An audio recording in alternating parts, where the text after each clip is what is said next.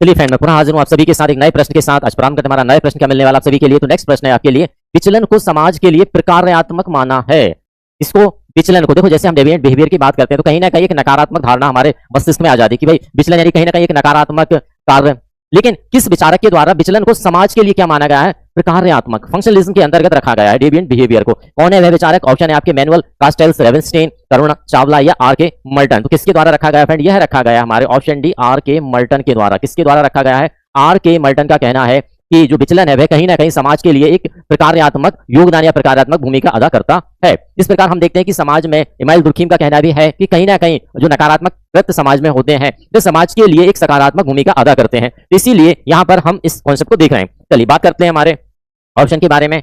हम बात करते हैं आर के मल्टन, है ना। आर के मल्टन और क्या कहते हैं? तो देखिए आर के मल्टन जो है संदर्भ समूह की बात करते हैं, रेफरेंस ग्रुप, संदर्भ समूह की बात किसके द्वारा की गई फ्रेंड? तो संदर्भ समूह या जिसे हम रेफरेंस ग्रुप कहते हैं, समाजशास्त्र के अंतर्गत यह अवधारणा किसके द्वारा आई है? आर के मल्टन के द्वारा ही लाई गई है। और क्या बात करते हैं? तो प्रकार की अवधारणा की बात, प्रकार की बात भी किसके द्वारा की गई है? प्रकार या फंक्शन की बात भी किसके द्वारा की गई फ्रेंड? आर के मल्टन के द्वारा की गई। यानी कि समाज में किया जाने वाला ऐसा कार्य जो सकारात्मक भूमिका या सकारात्मक योगदान देता है उसे हम क्या कहते हैं? प्रकार कहते हैं। यह किसके द्वारा बताया गया? तो यह बताया गया आपके आर के मल्टन के द्वारा बताया गया है।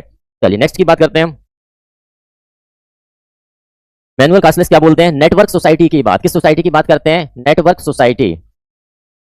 नेटवर्क सोसाइटी की बात किसके द्वारा की गई है? तो मैनुअल कास्टेल्स के द्वारा की गई है। ठीक है ना। नेटवर्क सोसाइटी किसके द्वारा बात की गई है भाई? मैनुअल कास्टेल्स के द्वारा नेटवर्क सोसाइटी या नेटवर्क समाज की बात की गई है। वहीं पर यदि हम सोसाइटी की और बात करें तो एक बात आती है ह्यूमन सोसाइटी, है ना।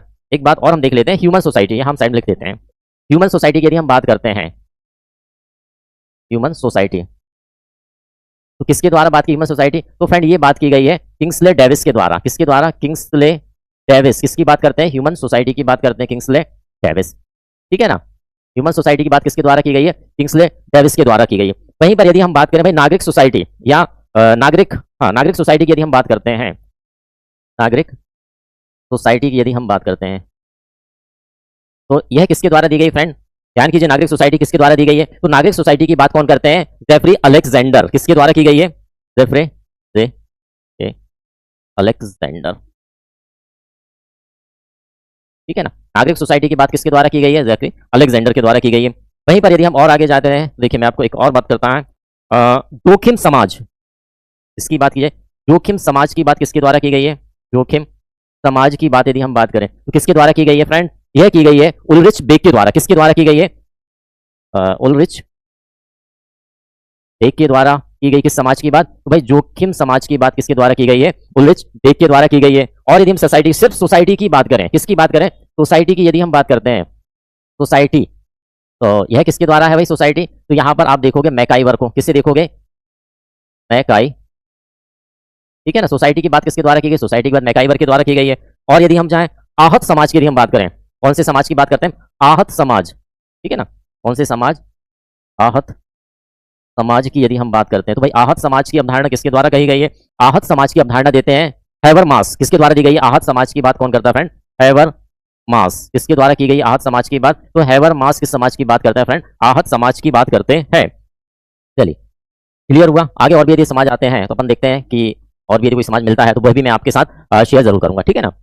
चलिए नेक्स्ट बात करते हैं रेवेनस्टीन। तो रेवेनस्टीन की अवधारणा की बात करते हैं। देखिए रेवेनस्टीन की एक अवधारणा जो जनरली पूछी जाती है, सोपानिक प्रवास। ठीक है ना। सोपानिक प्रवास की बात किसके द्वारा की गई है? सोपानिक प्रवास की बात करते हैं हमारे रेवेनस्टीन। प्रवास किसके द्वारा की गई फ्रेंड? यह की गई है हमारे रेवेनस्टीन के द्वारा। वहीं पर यदि हम बात